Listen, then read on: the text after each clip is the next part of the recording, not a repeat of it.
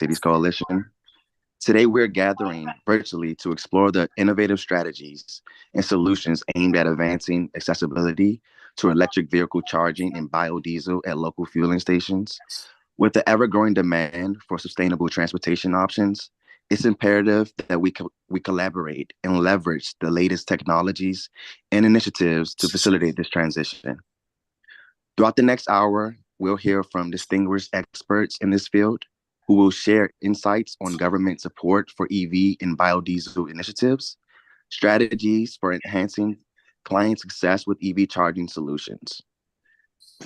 Today, our first speaker will be Mr. Richard Jackson, the Director of Department of Energy and Environment.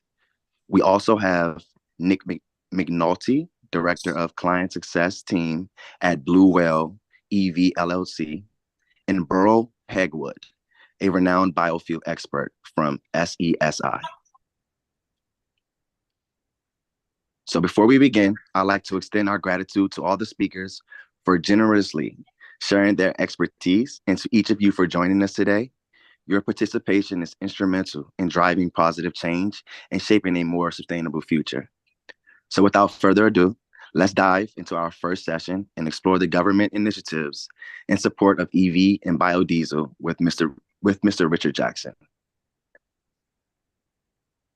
Good afternoon. Good afternoon. Thanks a lot for the introduction. Yeah, my name is Richard Jackson, as he said. I just want to touch on some things from DC government's perspective.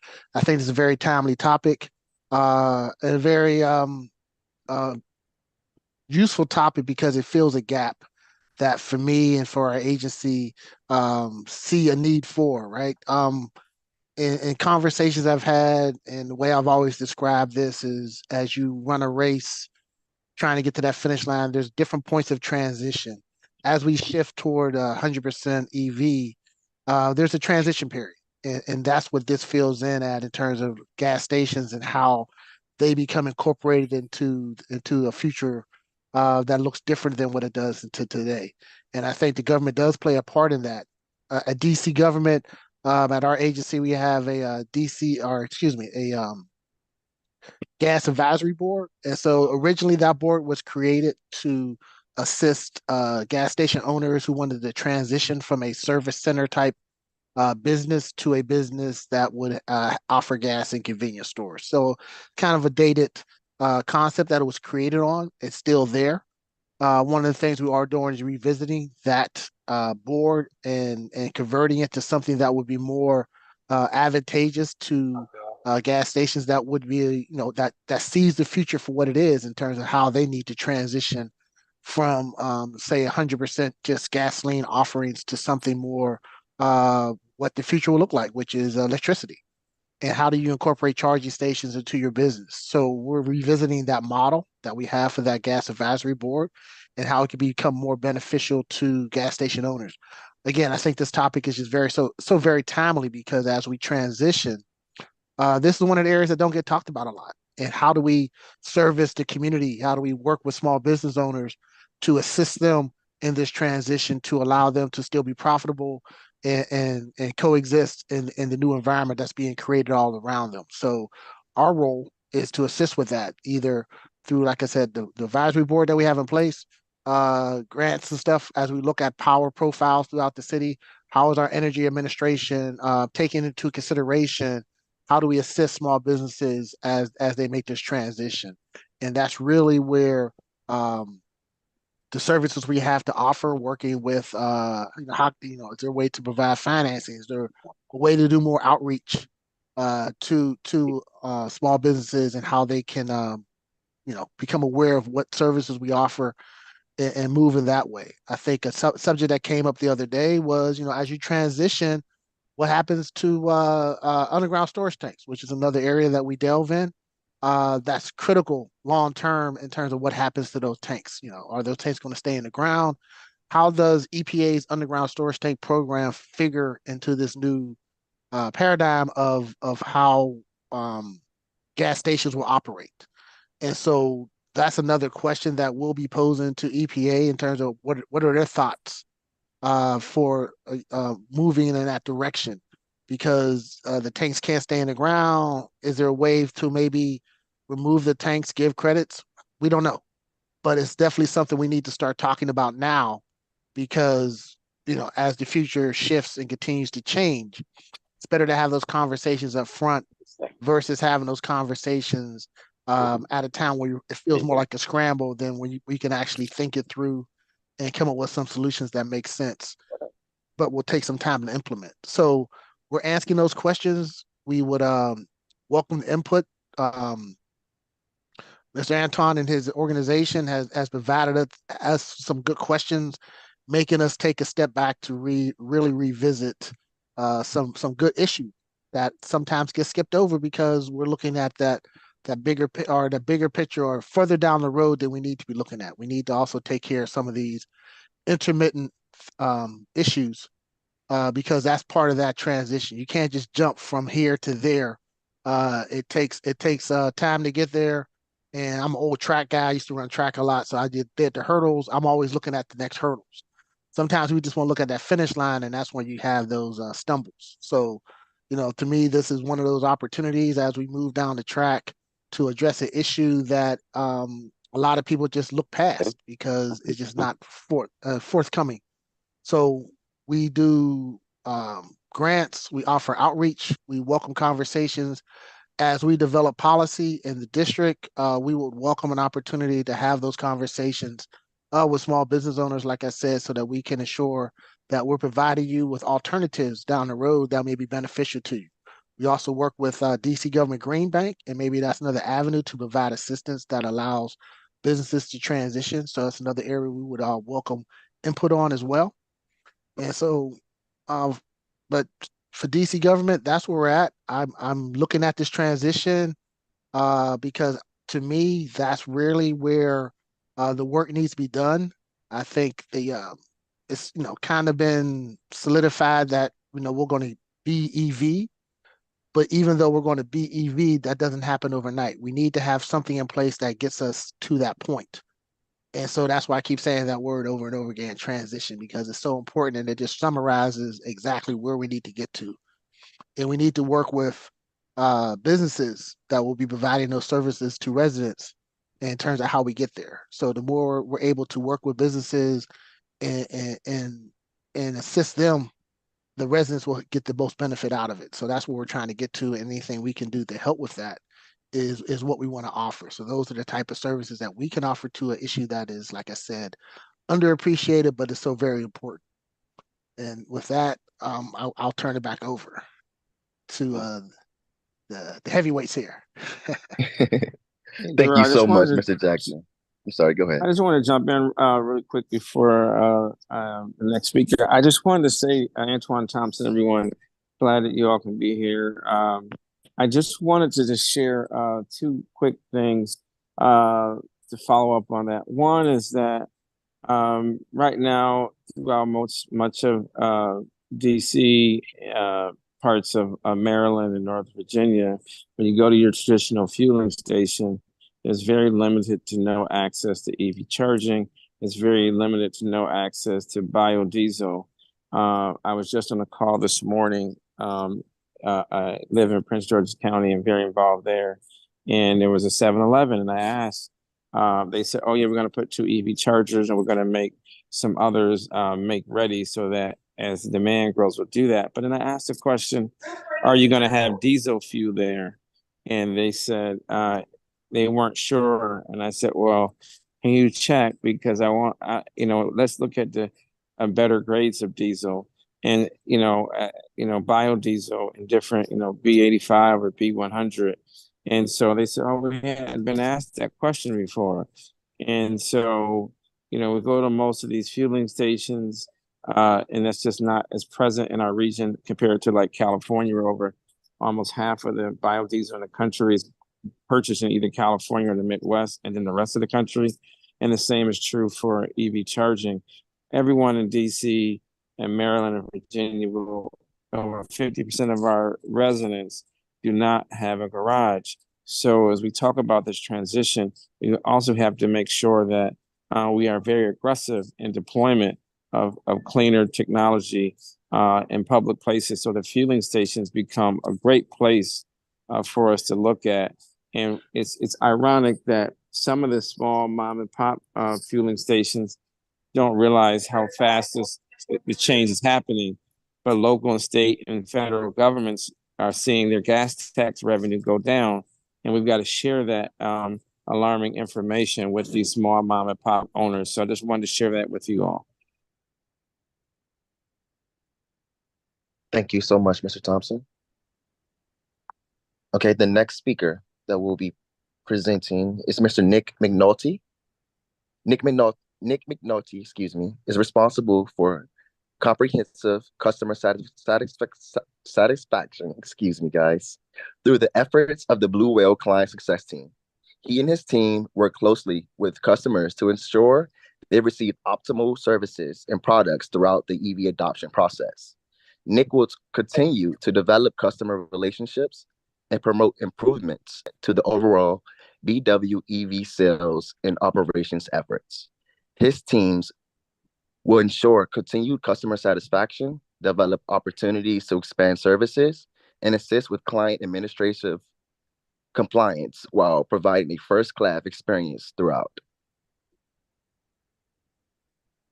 Thank you for the introduction. Appreciate yes, that, sir. Darrell. So I've got a few slides. I'm probably going to move through them pretty quickly here, just touching on some of the high points that we've reviewed. But to follow Antoine's very good point regarding the gas stations, a large percentage of these EV drivers that are out here right now have not changed their mindset around how they need to refuel their vehicles. And so there is still a high demand to have access to public EV chargers at places where people are familiar with going to refuel their vehicles, right? So quick introduction from the Blue Whale side. Blue Whale EV is a service organization that is primarily focused around education about EV chargers and what it takes to put in EV chargers, as well as a full turnkey service, maintenance provider, and we can even help you identify grants and rebates that you might be eligible for. So to quickly jump into the EV market and why is it important that we focus on this acceleration that we're seeing right now in the United States?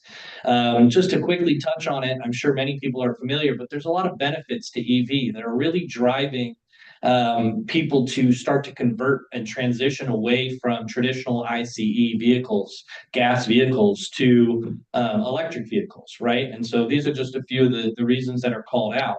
If you head to the next slide, there you go. We can see that in the United States, you're just starting to see this serious increase across the statistics here for the adoption rates around EV. And we like to say that we're falling right now into what we call the chasm, right? Where we've moved past just visionaries driving EV, and we're now looking at, the early majority is starting to adopt into EV. And if we look at what's happened in other countries, primarily in Europe, and then even more close to home, if you shrink down and look at, what California is doing, if you look at what Northern Virginia is doing, and in essence, DC and Maryland as well, you're really starting to see this pickup in demand for drivers.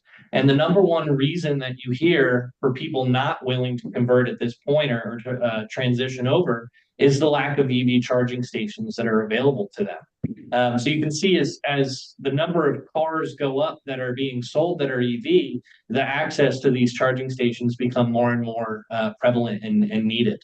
So you can head to the next slide.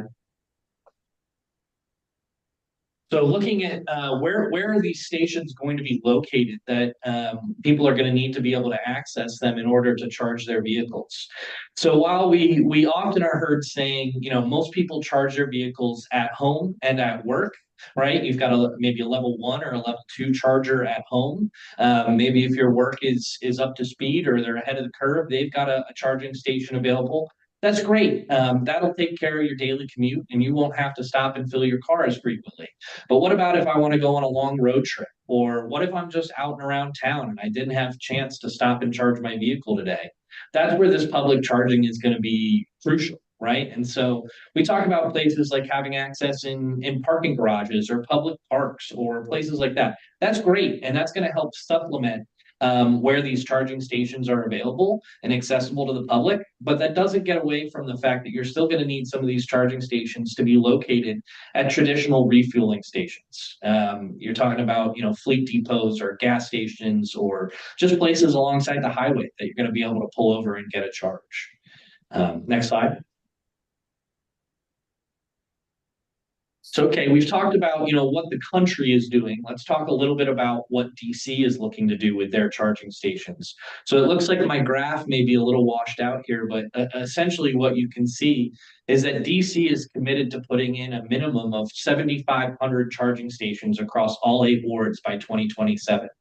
Let me tell you, we've got a little bit of work to do to get to that number. So where Blue Whale comes into play and what we've seen a lot of movement towards is through these federal grants, through the state funding, through utility rebates, through city grants.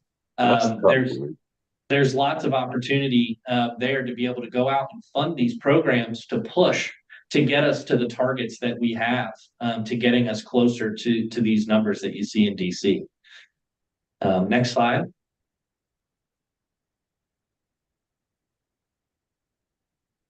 Yep, there you go. So EV charging installation steps. So great, you're sold on the fact that we need these EV charging stations. What is it that you need to start understanding and planning for in order to get these put in? Whether you're at a municipality level, at a gas station, at a just at your local location, you want some chargers put in. The first part to really understand is what is it that your goal is? Are you trying to recapture funds through a revenue model where you're charging people to use these stations? Is it an amenity that you're just giving away? These are the things that you start to have to understand, and we can help you really dive into. But from there, you've got to understand your funding options, right? What's out there for grants, for rebates, for incentives. You've got site assessments that we'll come out and do for you. You're going to do site preparation to get that site ready to go. And then you're dealing with the actual installation and commissioning and onboarding that comes in after the fact. So it's a bigger process than many people understand. They say, okay, we want EV chargers. Well, that's great. Now let's talk about what actually goes into getting those put in for you. Do you have enough power on site? How far away from your electrical are these charging stations going to be located? Do we have to get the utility company involved? Are we going to be doing any construction work to get these chargers put in? So all considerations to start to understand when you're going to look in and put in new EV chargers. Next slide. So now that you kind of understand what it is that it takes to put these chargers in, the real question is, how do I go about paying for this, right? So one of the big things that we like to talk about is how do you fund this project through either a grant, a rebate, possibly tax credits. So many of the things that we look at, the federal government's great in terms of grants that are available. There's also the tax credits that are available in every state. If you are using prevailing wages, that can get up to 30%. But at any project, you're looking at a base credit of around 6%, up to $100,000 per charger for your project, right? So that's not a small amount of money that's out there. You can then tie those in with other rebates and incentives that you're looking at. So the states have plenty of options that are out there. Maryland, for example, has a really great program. I know DC has a program specifically tied in for public-facing chargers. Virginia is catching up, but they've got plenty of adoption right now, so you're seeing that as well. Additionally, there's local sources. We've seen specific counties. Fairfax County, for example, is funding projects at the multifamily level to get chargers put in. Similarly, they're looking at the municipality level. And then outside of that, and lastly, is utility companies. BGE, Pepco, you name it. All these all these utility companies that are around here right now are also pushing to get these chargers put in and are funding some of the programs and projects in order to get them allocated and get them installed. So these are all things we're going to look at with you if you're looking to put in a charger, and it's something to be aware of as we try to upgrade some of these traditional gas stations into EV charging hubs, right? Next slide. So now you know how you're going to fund it. Well, what's your return on investment, right? So the idea behind these is you're trying to attract drivers, right? So we talk about where is the ROI at most gas stations? It's not in the gas. It's in the people that are there at the gas station going inside, buying, some snacks or buying, spending a little bit of money there inside the store. It's no different no matter where you put these charging stations, whether it's a residential multifamily building and you want people to be there staying at the location. If it's a retail location, you want to encourage shopping. All those different locations, you're going to attract more people to that location just because there's a place to charge your car. It's like having a gas station right outside where you go shopping. It's great. It generates additional revenue because you can upcharge for the utility, the cost of the energy itself in order to make some money back. You're going to extend the dwell time of people at your location and you build brand loyalty. So I don't know how many people here drive EV, but I can tell you when I find EV chargers that have a good price and consistently work or are available for me, I'm at that same station every single day. So something to be aware of there, and certainly reasons to really push for EV in that sense. We can move on from this slide. So one thing I always like to mention as well, we hear a lot of complaints or suggestions, naysayers that come out and say, well, I don't want to put a station in because I don't know who's going to manage it for me. Or I know somebody's going to go out and vandalize it. Or it's going to stop working in 2 weeks and I need to make sure that it's available out there. One of the things that Blue Whale does is actually help you set up a preventative maintenance program. So we can come out quarterly, yearly, we can come out once a month if you want us to. Essentially to just make sure that your chargers are doing what they need to, especially if you get up to the level 3 chargers that you see at gas stations. We need to watch the coolant levels that are involved with those, make sure that you're not having any vandalism, and make sure that they're running the way that they're supposed to. So the number one complaint we hear about charging stations and trying to drive EV right now is I pull up to a charging station and it doesn't function. Well, this is a way that you can go about dealing with that so that it's not the pain point that it has been in the past. We move on from this one. So really, that's all I wanted to share with you today, and I'm happy to answer more questions as we move forward with the rest of the presentations that everybody has. But I'd encourage you to stop by our website. We've got several webinars that are there that you can take a look at that talk about all of this, and I'm also available for any questions. So that's what I had. Thank you so much, Nick. Now for our last presenter, last but not least, certainly, we have Mr. Burl Hagwood. Mr. Hagwood is a biofuel subject matter expert on the Sustainable Energy Strategies Incorporated infrastructure team.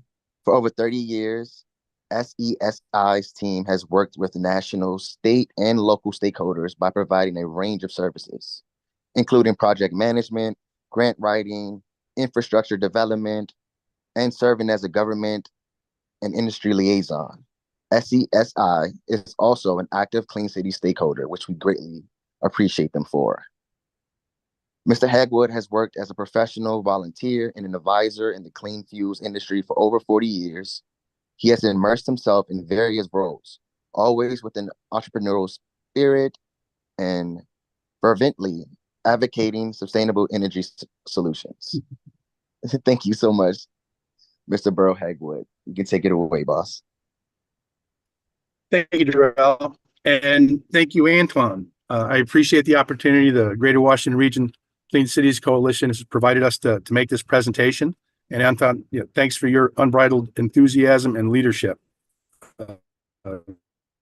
That's what it takes to make change. It's the biggest gasoline market in the world, and that's going to take everybody, all hands on deck. So my name is Burl Hagwood. I'm from Washington, and I'm here to help. You guys have ever heard that line before? Over the past 27 years, the Sustainable Energy Strategies has written, advised, administered hundreds of federal and state grants for alternative fuel infrastructure projects, including the USDA grants we'll be talking about today. And that's going to be our focus. We've helped companies win over $1 billion in federal funding and have involved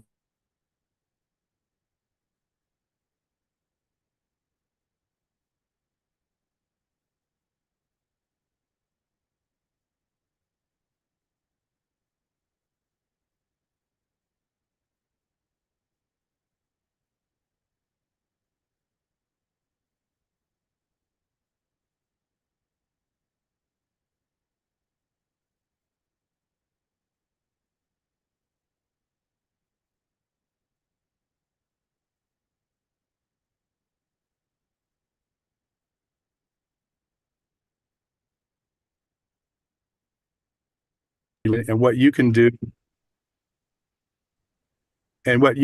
to help this program along. Next slide.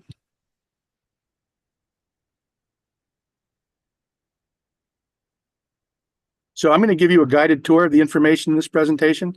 I try not to get in the weeds, but I do. I love the issue. I love the program.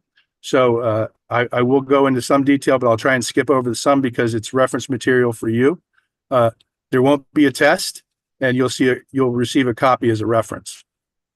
This presentation will help guide our conversation about USDA's Higher Blend Infrastructure Incentive Program and how to apply for grants and receive funding for new infrastructure for ethanol, higher blend ethanol, and biodiesel projects.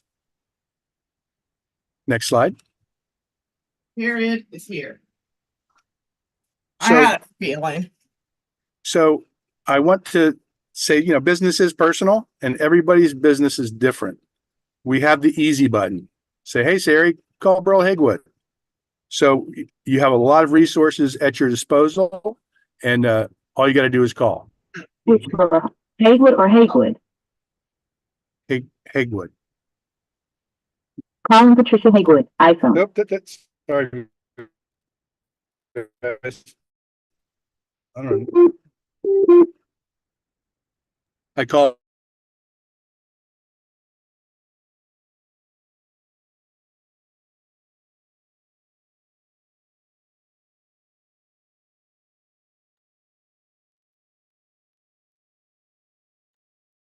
Burl, can you unmute? You're muted, Mr. Burrow.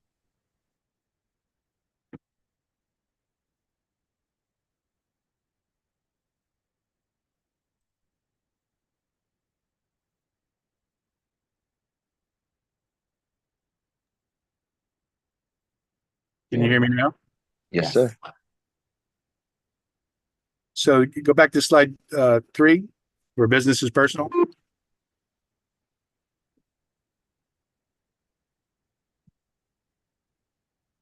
Can you guys hear me? Yes. Go back a couple slides. There you go. So, just to set that perspective. So, 400 different model cars can pull up to the gasoline station from Alaska to Miami in any type of weather and refuel day or night. It is truly an amazing what the industry has done. The bad news, gasoline has received a bad rap too, leading to national headlines claiming the federal government or some states are going to ban internal combustion engines. The good news, because of public pressure, Congress passed several laws since 1990 to make gasoline cleaner. Almost every one of those laws supported the development of biofuels. Gasoline and diesel got cleaner, and so did the air, the equivalent of taking 16 million vehicles off the road. The great news for our refueling infrastructure folks, those 16 million vehicles are still on the road, traveling even more miles, and they're stopping by your stations to buy breakfast, lunch, dinner, clean fuel, because there's no liquid refueling at home. The insanely great news, federal and state governments, along with other organizations, are providing retailers with hundreds of millions of dollars for grants and the support to win them, like services that we provide. Now, what's going to happen tomorrow? In the next 12 to 24 months, hundreds of retail stations are offering win-win situation. Next slide. So we can't have a solution if we don't have a problem. In Houston, we have a problem. But it's a great corporate story too. It's a great private-public partnership success story and some good news for the public. Whether you're a gasoline retailer, an environmental protection, or a public health advocate, or a federal or state government, we all share the same problem. We want to reduce carbon and toxic emissions from vehicles to save the planet and ourselves. And we won't have to ride our bikes to go on vacation. It's about transportation specifically, because it's the largest greenhouse gas emitter, and cars and trucks emphatically, because they are also the largest part of that sector. Next slide. Why biofuels? So goes California, so goes the rest of the nation. Nearly 80% of the carbon emission reductions are coming from ethanol and biodiesel and renewable diesel fuel. And the volumes are increasing every year.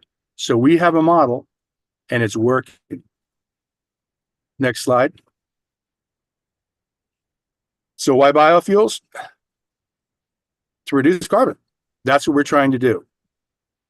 Biodiesel can reduce greenhouse gases by 70% on average, and ethanol has 50% less carbon compared to gasoline. This is the equivalent of taking, in Brazil, for example, they have higher blends of ethanol. They're up to 27%. And that's the equivalent of taking over 12 million vehicles as a zero emission car. And this is fuel in existing cars every day. Next slide. It's not just about the carbon. U.S. gasoline demand is going to persist for decades. Every car that's bought today is going to be around for 20 years. So can you think of one good reason not to make it cheaper, better, faster, and safer? If you can, shoot me that. There's 2.4 million vehicles on the road, and the number's growing every day. We need everything we can to throw at this problem. Just like biofuels were introduced, EVs are experiencing some bumps and bruises along the way, trying to enter the world's largest gasoline market. It's competitive. Meanwhile, there's 275 million light-duty vehicles and 7 million registered diesel vehicles, 11 million heavy-duty vehicles. The nation's gasoline retailers can help their customers reduce carbon emissions and toxic emissions every day in every vehicle by providing new fuels. And they're going to get help. So even with the other stakeholders that want to support rural economy, that feed the world, we've got some great stories to tell. Next slide.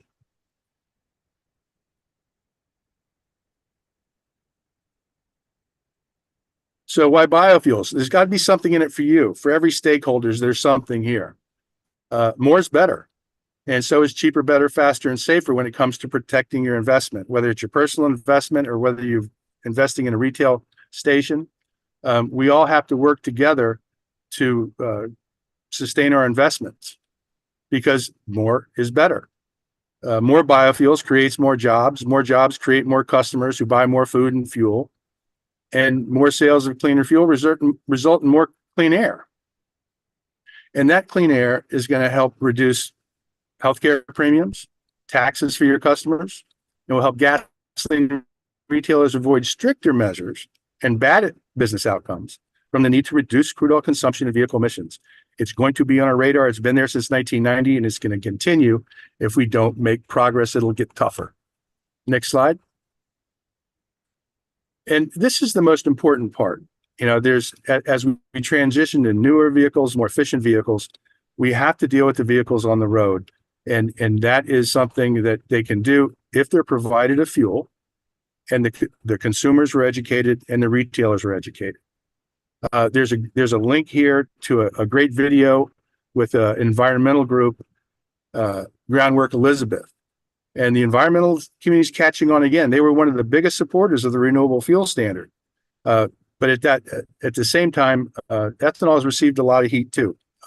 It is a very competitive market. Next slide. If you're in business, you want to talk about market growth. There are 4,200 public E85 stations already. And there's 20 million flexible fuel vehicles on the road that can burn any combination of gasoline or ethanol. But when you look at the market, you look at Maryland, and they've got over 300,000 FFVs, but they've only got 62 locations. Same thing with DC, 66,000 vehicles. Virginia has 500,000 flexible fuel vehicles. So, you know, there's a window of opportunity here to have a competitive advantage in the marketplace, and you are there to take advantage of it because we've got a perfect storm, a powerful combination. We've got increased federal and state incentives. We've got an increase in consumer education awareness. Climate change is driving it.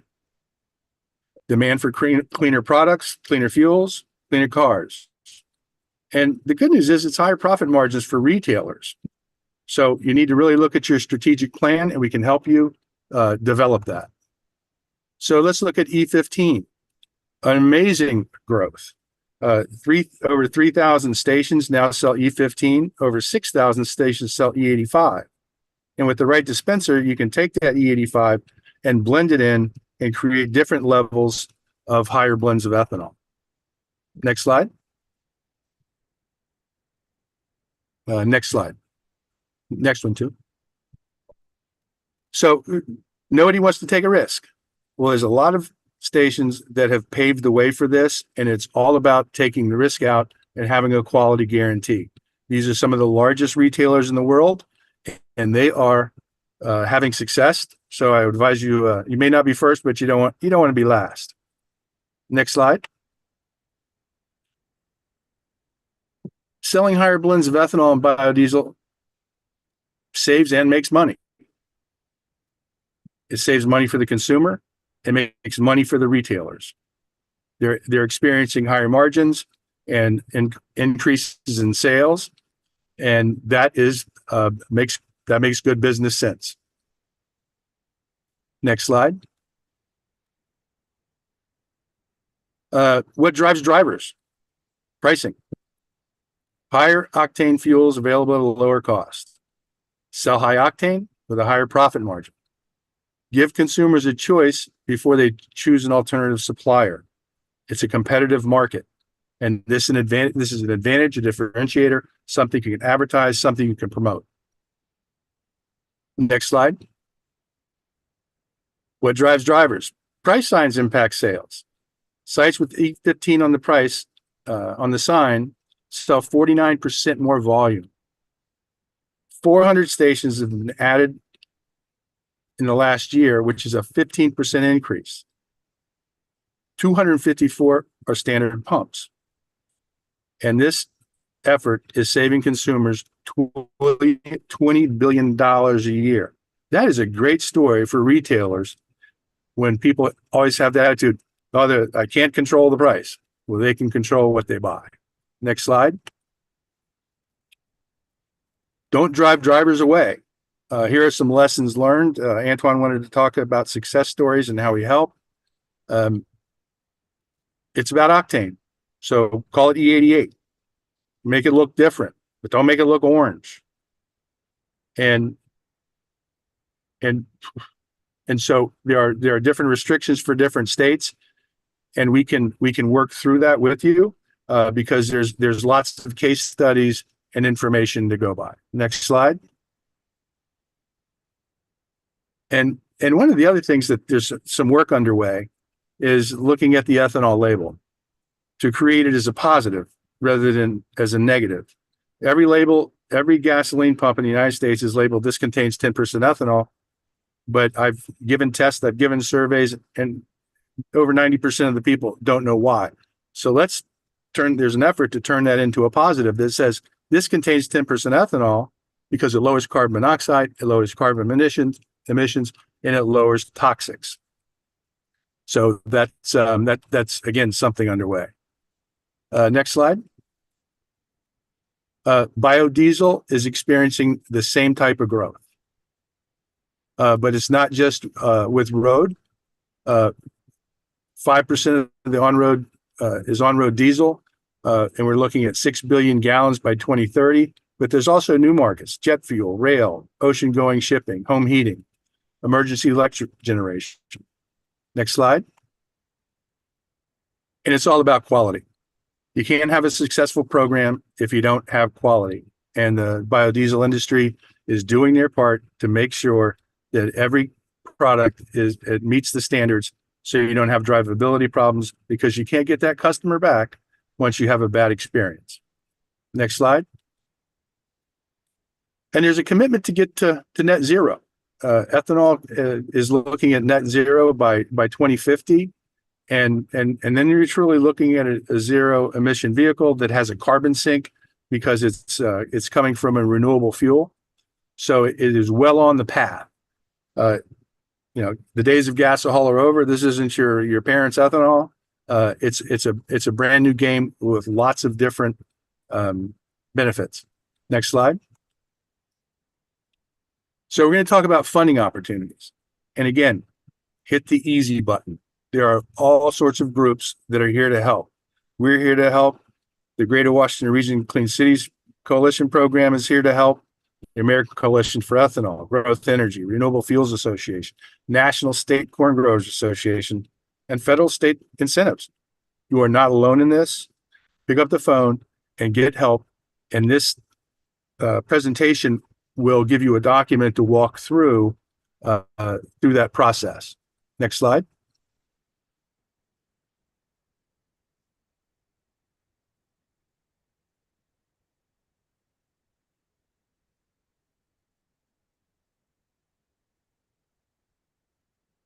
Hold on, I got to catch up.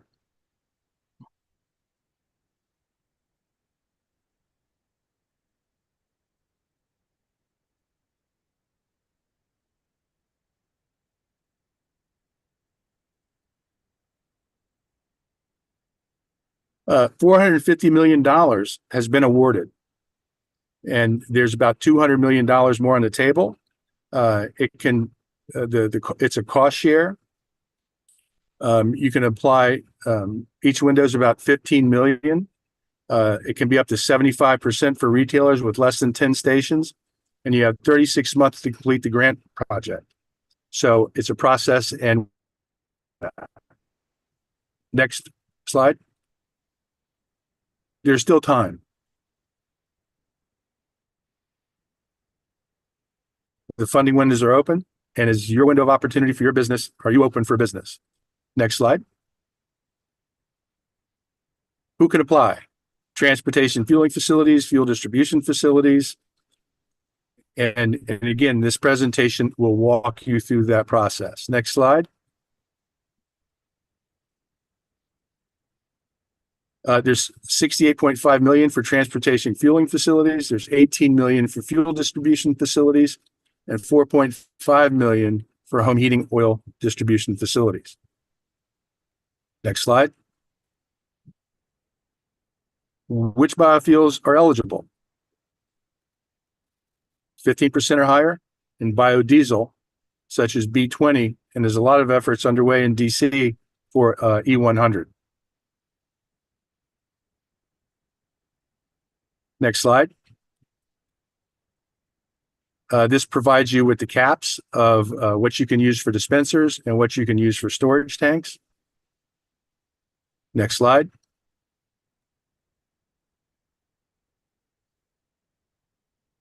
What does it cover?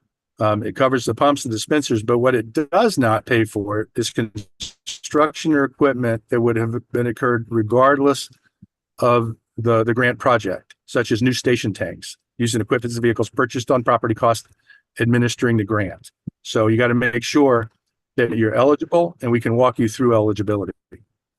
Next slide. 175 per quarter, and it's competitive. What are the reporting requirements? Typical accounting requirements, semi-annual report, and an annual report. Next slide. What's the process? Start now. Get organized, register on sam.gov, register with USDA, compile your project information. We've got checklists that can help you through it. Line up your cost share and do your survey. Next slide. What should you do next? Start now. Next slide. We've gone into the weeds. We even show you where to push the button on where to apply and your application checklist. Next slide. How do you process it online? Next slide. So here are the links that are live. You can use this presentation to go through that and help you walk you through the process. Next slide. Don't let the forms scare you. You have all the information somewhere. You've like anything else, any other business plan, you got to have budgets, you got to have project estimates, you got to have a timeline and you got to be ready for reporting an invoice. Next slide. And it's not just USDA. IRS has a biodiesel income tax credit. Here's the information where you can find it. Next slide. The Inflation Reduction Act has projects, and you just got to see if you are eligible. This is what it covers. And if you go to the next slide, here are links to find out if you're eligible. Next slide. Here's what DC has to offer, because again, you got federal, you got state, you got local. There's lots of things. Don't leave any money on the table, because people are out there and they want to help, because we're all going to solve this problem together. Last slide. Where can I get more information and grant writing support? Pick up the phone, call us. There's people here to help you. And whether we have the answer, we'll find the answer. And if you are not eligible, for example, in Maryland, we can do that work, that grant writing for free. But we could also find other organizations that can help you. Please reach out. It's a 30-minute conversation, and we can walk you through it and create a plan for you. And with that, thank you very much. And I appreciate everybody that's spending their time to be more engaged and learn more about this very important issue. Thank you so much, Mr. Burrow. Mr. Thompson, are you there? Yes, I am here. We want to open up for questions from the Yes, sir. audience. Yes, sir.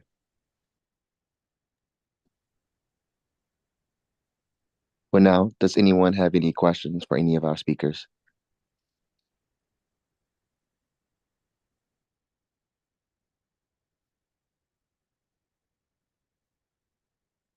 I've got one for Richard if nobody's up yet.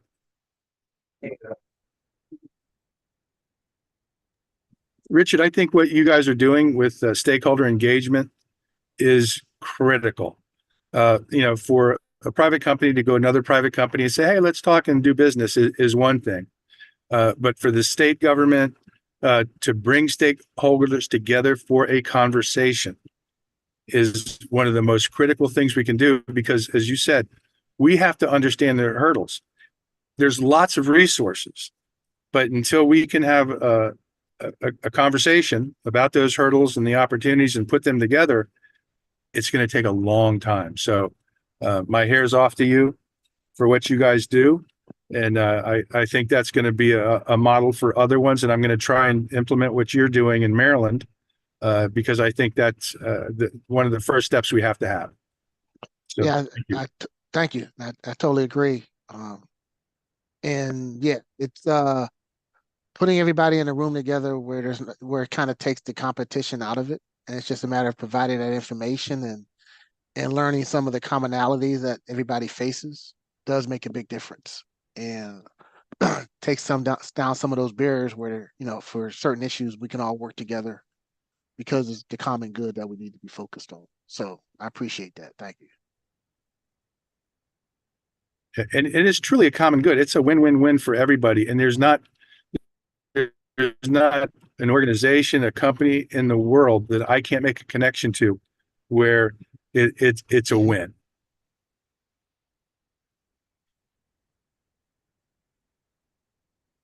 And Nick, I've got one for you if nobody else is. Yeah, go ahead. Please. There's a question in the chat as well. Yeah, we can do the question in the chat first. Okay. It says, this is from Marina C. Smith. How would you suggest a condo complex best approach EV charging implementation? I believe we were quoted about $200K with additional chargers per parking spot wanting access. Ooh, 200K per parking spot seems well outside of what your project should be priced at. So I'm not sure the specifics of what you got priced.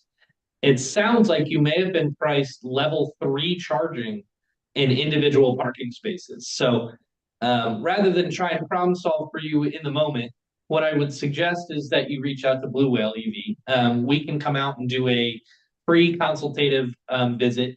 We provide a full turnkey proposal. Our proposals are, around 20 pages long, and they include the costs that we think are going to be associated with bringing chargers into your location. They'll also include a breakdown of chargers versus installation versus optional services. So you won't have a question about, what is this 200K going towards?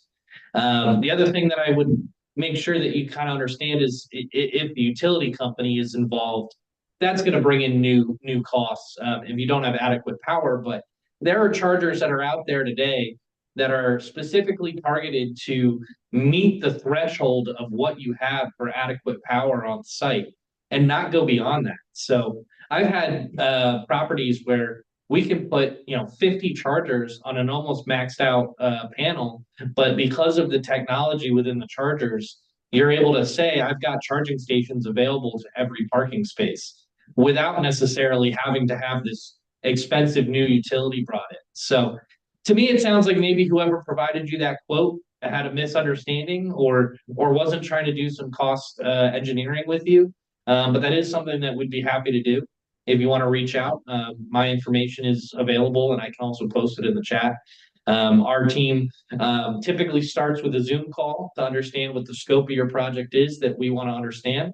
Then we're going to come out and do a site visit to evaluate your existing conditions and put together that proposal. And 200K per parking space just seems exorbitant. So I would suggest maybe reaching out to us and get a second number. Thank you. It was 200K to create the infrastructure and then additional charges per parking spot. Thank you for clarifying. That does make some more sense. It sounds like maybe you just have a electricity problem, an availability problem for how much energy you have on site, and there are creative ways that we can work around that. So let me I'll post my email in this chat here in just a second. If you want to reach out, we'll be happy to schedule a time for our team to come out and give you a second opinion. Thank you very much. Of course. Awesome. We only have a couple minutes left. Do we have any more questions in the chat? That was all that I saw. Oh, okay. Well, let me just, before we wrap up, let's put our hands together for our wonderful panelists. I want to thank them for being with us today. We will have one more discussion on this next month, and want to thank our panelists and look forward to Director Jackson coming, our team, popping in on one of your meetings next month with your advisory board as well. I do want to encourage everyone, if you've not registered for our golf tournament, it's coming up the end of the month, June 27th. Love to see you all there. Hopefully everyone on this call will be playing and have a team there. So please register today. So without further ado, I want to just say to all the dads on the call, happy Father's Day, and everyone have a great day and rest of your week. Thank you. Thank you very much. Thanks, Antoine. Bye-bye. Thank you all.